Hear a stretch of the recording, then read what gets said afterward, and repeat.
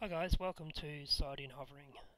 In the tail-in hovering I forgot to mention that the left-hand stick actually follows the nose of the helicopter, and it's an easier way to think about which way the tail's going when you're trying to keep the tail steady in a tail-in hover. So let's just quickly go through that. The left-hand stick on a Mode 2 controller, left and right is your rudder, which is your tail.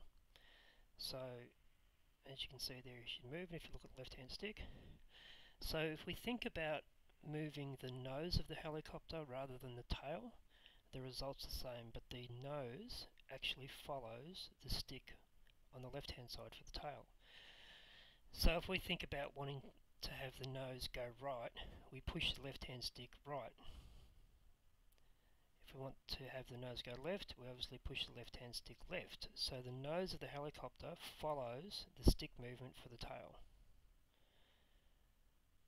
Look at the controller, look at the left hand stick, we're going to move the nose right. And there you go. So that's an easier way to think of when you're hovering trying to keep the tail straight. So now I want to have the nose go to the left, so I move the stick to the left. So that might be just a little tip that helps you guys out. Okay, side-on hovering. Before attempting side-on hovering, there's a few things you should be noted. In the simulator, we're doing it close to ourselves just so we can see visuals better.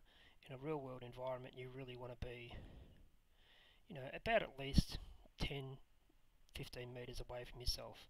So that way you've got plenty of time to kill the engine or dump the helicopter if you're totally stuffed up. Keeps you a bit safer as well. So tail-in hovering should be something that you're proficient at now before going into side-on hovering. So eventually you'll get to the point where you're side-on hovering and you'll be able to turn the helicopter around onto its side, tail-in hovering, and then turn the heli to the side. But for the purpose of learning, I suggest maybe just till you get used to turning around in the air, we'll turn it around on the ground and we'll start side on here. This is something that you only want to do in the simulator.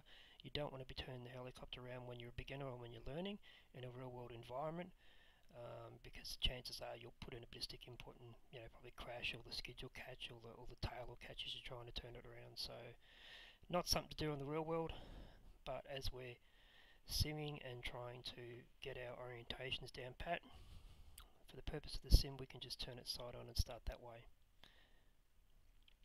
So we just pop it up the left stick,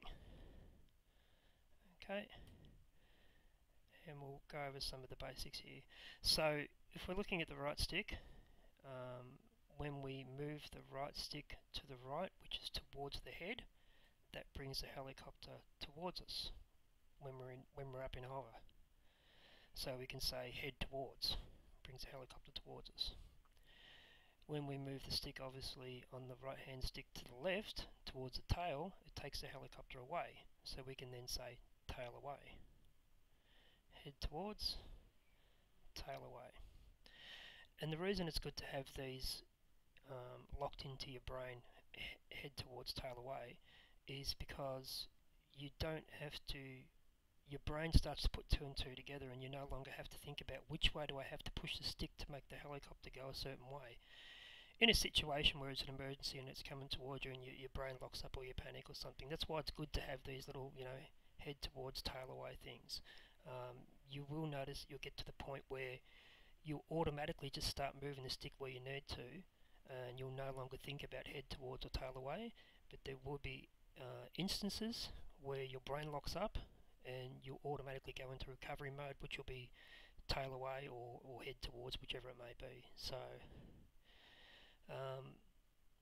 to bring it towards you is head towards, and tail away is left, right stick to the left. So for this direction, myself, I always look at the actual tail in this orientation, and I think to myself that if I push tail up, it goes to the right. If I push tail down, it goes to the left.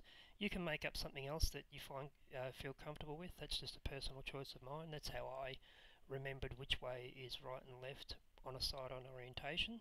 So you could say, for example, you want to go to the right, you could say upright or tail right or something like that, tail down left, whatever. I'm sure there's a a better mnemonic that you can come up with. It's just what I used when I was starting to learn. So a quick example, we pop it up into a hover, we want to bring it towards us, right stick right, or head towards, brings it towards us, right stick left, tail away, takes it away, tail down's left, tail up's right. So that will start to cement that in your head and make things a lot easier to remember. When there also comes into play when we're flying around too. So when you start doing figure eights, let's say we're just doing some nice basic beginner figure eights, and we bring it around. If brought it around a bit too far, it's coming directly into us. We know if we push the right stick tail away, it goes away. It doesn't matter if it crashes because it's all about just keeping us safe. Nobody can teach you how to hover in any orientation. It's all about practice. It's something that you have to discover for yourself. But all the stick movements again are small adjustments, return to center. Everything's a small adjustment, return to center, small adjustment, return to center. If I want to bring it towards me a bit, small adjustment, return to center, take it away, tail away, turn to center. Okay, so these are just some mnemonics, I guess you'd say, to help keep you safe while you're learning.